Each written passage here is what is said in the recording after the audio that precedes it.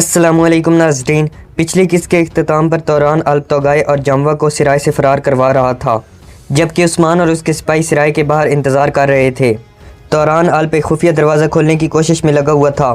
इसी दौरान उन्हें कुछ मंगोलों को अपनी तरफ आने की आवाज़ें सुनाई देती हैं। आवाज़ें सुनते ही तोगाई और जमवा चौकस हो जाते हैं। इस किस्त के आगाज़ में जैसे ही दो मंगोल वहाँ आते हैं तो तोगाई और जमवा उन्हें पकड़कर उनकी गर्दन मरोड़ देते हैं। आखिरकार तौरान अल्प भी खुफिया दरवाज़ा खोलने में कामयाब हो जाता है। इसके बाद वो तीनों खुफिया रास्ते के अंदर दाखिल हो जाते हैं और जमवा खुफिया दरवाजे को बंद कर देता है। इधर बाहर उस्मान और उसके सिपाही इंतज़ार कर रहे थे। गुंदूज़ उस्मान से कहता है तौरान अल्प इतने लोगों की मौजूदगी में तोगाई तक पहुँचेगा और उसे एतमाद में लेकर यहाँ लाएगा। तौरान का काम बहुत मुश्किल है उस्मान कहते हैं बहादुरी का अंदाज़ा इसी तरह के फ़राइज़ में होता है। मुझे उम्मीद है तौरान अपना काम पूरा करेगा। दूसरी तरफ तौरान तोगाई और जमवा को लेकर जंगल में आ गया था। जंगल में कुछ देर चलने के बाद तौरान अल्प रुक जाता है। तोगाई हैरानगी से पूछता है तुम ठहर क्यों गए लड़के। इसके बाद तौरान अल्प मुस्कुराने लगते हैं, जबकि तोगाई और जमवा जंगल में इधर उधर देखते हैं। इसी दौरान उस्मान और उसके सिपाही उठकर सामने आ जाते हैं और तोगाई को चारों तरफ से घेर लेते हैं। उस्मान एक तरफ से आते हुए तोगाई को पुकारता है तो तोगाई उस्मान को देखकर हैरान रह जाता है। उस्मान के सिपाहियों की एक बड़ी तादाद ने तोगाई को घेरा हुआ था। उस्मान तोगाई को मुखातिब करके कहते हैं नौयान के बेटे तोगाई, अब मेरे जबड़ों से निजात तालब करो। तौरान अल्प भी उस्मान के सिपाहियों में शामिल हो गया था। तोगाई उस्मान से कहता है मैं तवील अरसे से अपने जबड़े अपने वालिद के नाम पर खोल चुका हूँ, अब चले उन जबड़ों को उनका हकदार खून पीने दे उस्मान साहिब। उस्मान कहते हैं मतलब तुम मुझसे मुकाबला करना चाहते हो तोगाई। इसके बाद उस्मान अपने सिपाहियों से कहते हैं तो उस्मान के सिपाही पीछे हो जाते हैं। फिर उस्मान अपनी तलवार निकाल लेते हैं, जबकि जारकुताई जमवा को गिराकर उसकी गर्दन पर अपनी तलवार रख लेता है। इसके बाद उस्मान को बामसी साहिब का ख्याल आता है तो इसी दौरान तोगाई उस्मान पर हमला कर देता है। उस्मान पहले तो अपना दिफा करते हैं, मगर फिर तोगाई उस्मान के मुंह पर कई मुक्के मारता है। ये देखकर उस्मान का सिपाही सल्तूक आगे बढ़ने लगता है तो उस्मान के बाकी सिपाही उसे रोक लेते हैं। उस्मान पर तोगाई के मुक्कों का जब कोई असर नहीं होता तो ये देखकर तोगाई हैरानों परेशान रह जाता है। इसके बाद उस्मान तोगाई को अपने सर से टकरे मारता है तो तोगाई पीछे हट जाता है। इसी दौरान आसमान से हल्की हल्की बारिश भी होने लगती है। तोगाई उस्मान पर हमला करता है तो उस्मान अपनी महारत दिखाते हुए तोगाई को नीचे गिरा देता है और तोगाई का सर चकरा जाता है। तोगाई उठता है और उस्मान पर हमला कर देता है, मगर उस्मान उसे टांग मारकर नीचे गिरा देता है। तोगाई एक बार फिर हिम्मत पकड़कर खड़ा होता है और उस्मान पर हमला कर देता है, मगर उस्मान तोगाई को तलवार की कोनी मारकर नीचे ज़मीन पर गिरा देते हैं और इस तरह तोगाई के हाथ से तलवार भी नीचे गिर जाती है। ये देखकर उस्मान अपनी तलवार नीचे ज़मीन में गाड़ देते हैं और तोगाई को खुद पर हमला करने का कहते हैं। तोगाई उठता है और जैसे ही उस्मान पर हमला करता है तो उस्मान उस पर थप्पड़ों और मुक्कों की बारिश कर देते हैं।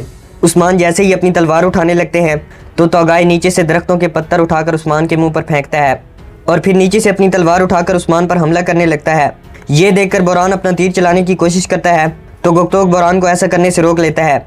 इधर तोगाई जैसे ही उस्मान को मारने के लिए तलवार से वार करता है तो उस्मान खुद को तोगाई के वार से बचा लेता है और तोगाई को अपने खंजर से जख्मी कर देता है। इसके बाद उस्मान तोगाई के मुंह पर एक ज़ोरदार थप्पड़ मारता है, जिसकी वजह से तोगाई नीचे ज़मीन पर गिर जाता है।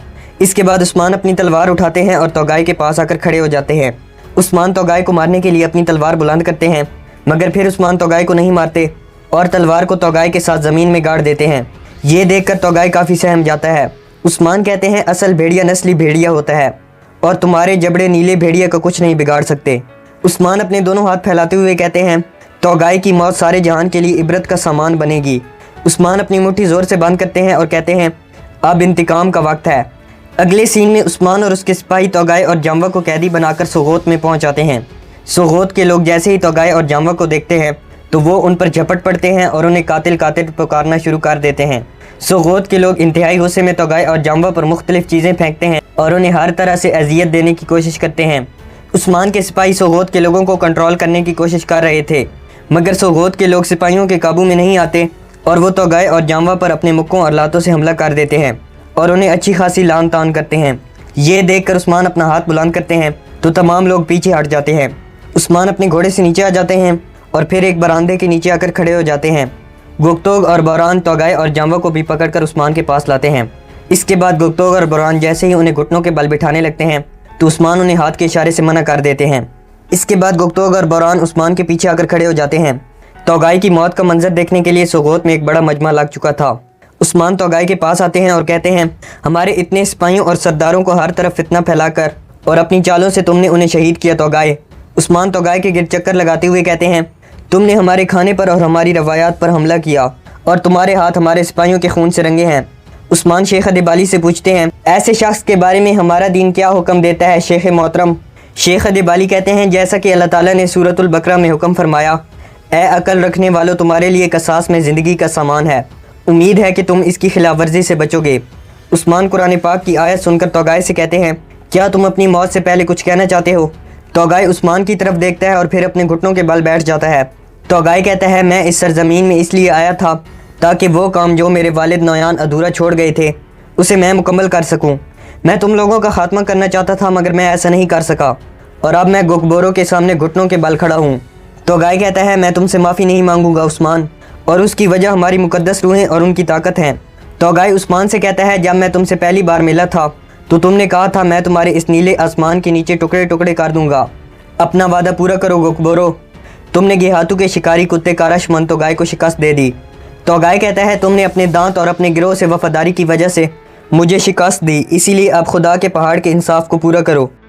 इसके बाद तौगाय जाम्बा की तरफ देखता है तो जाम्बा भी अपने घुटने टेक देता है और फिर तौगाय और जाम्बा उस्मान के सामने अपनी गर्दनें झुका लेते हैं ताकि उस्मान उनके सर काट सके। ये देखकर उस्मान को बमसी साहिब की वो बात याद आती है जब बमसी साहिब ने उस्मान से कहा था, फतह उन लोगों की है जो अपनी तलवारें ईमान के साथ तेज़ करते हैं।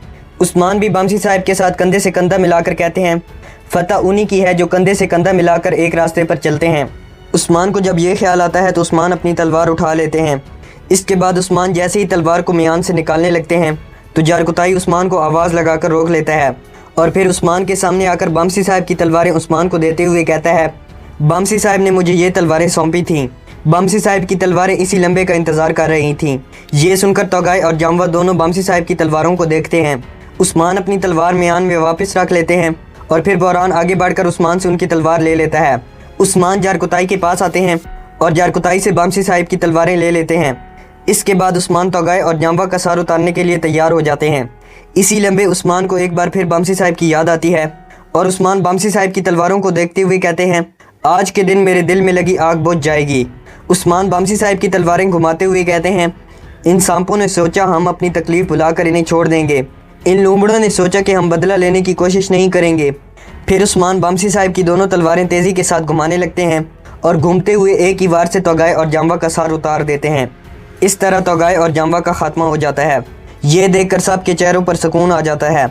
उस्मान तौगाय की लाश को टांग मारकर खुद से दूर करते हैं तो शेख अदबाली कहते हैं, अर्तुरुल गाजी के बेटे सरदार उस्मान ने हमारी ज़िंदगियों, हमारी खुराक और रवायात पर बुरी निगाह डालने वाले को उन्हें वही दिया जिसके वो मुस्तहिक थे। उस्मान जोश में आकर अपने लोगों से खिताब करते हुए कहते हैं, अगर हमारा दुश्मन पूरी दुनिया के साथ मिलकर हम पर हमला करे और चाहे वो अपने मज़मूम मंसूबों के साथ हमारी पीठ में छुरा घोंपने की कोशिश करें, तो जब तक इस सरजमीन में भाईचारा और मेरी नस्ल बदस्तूर मौजूद है तब तक दुश्मन हमारा कुछ नहीं बिगाड़ सकते। उस्मान बमसी साहिब की तलवार को बुलंद करते हुए कहते हैं, हमेशा इंसाफ कायम रहे। ना ही मंगोलों की ताकत और ना ही बजंतीनी हमारी तलवारों के सामने खड़े हो सकेंगे। शेख अदबाली कहते हैं, आपका इंसाफ हमेशा कायम रहे उस्मान साहिब। इसके बाद सुगोत और काई कबीले के तमाम लोग उस्मान साहिब जिंदाबाद के नारे लगाने लगते हैं और उस्मान के चेहरे पर सुकून आ जाता है। बहरान भी अपनी तलवार निकाल कर ऊंची आवाज़ में अल्लाह अकबर की सदा बुलंद करता है तो तमाम लोग भी अल्लाह अकबर का नारा लगाते हैं। जारकुताई का चेहरा भी पुरसकून नज़र आता है। आखिर में उस्मान भी बमसी साहिब की दोनों तलवारें बुलंद करके अल्लाह अकबर का नारा लगाते हैं और इस तरह पूरा सुगोत अल्लाह अकबर की सदाओं से गूंज उठता है। यहाँ पर इस एपिसोड का इख्तिताम हो जाता है।